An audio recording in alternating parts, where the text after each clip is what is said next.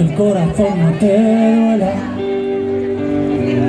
Si llevo años durmiendo, abrazado a cualquiera, ¿cómo voy a conseguir dejarme de vicios? Si tengo menos voluntad que tu abogado de oficio. ¿Cómo voy a parecerme al tipo que sueñas? Si siempre fui cigarra con guitarra en las piernas.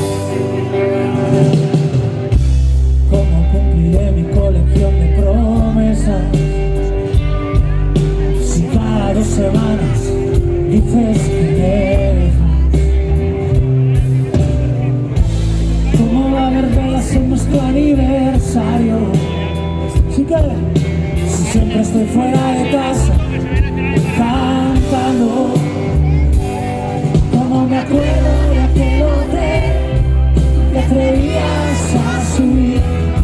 Luego nos fuimos descalzos, un poco borrachos, sin rumbo por tu Madrid. Como me acuerdo de Marrakech, las despedidas en San Martín, tus subidas al norte, las dulces noches de aquel noviembre en París. Muchas gracias.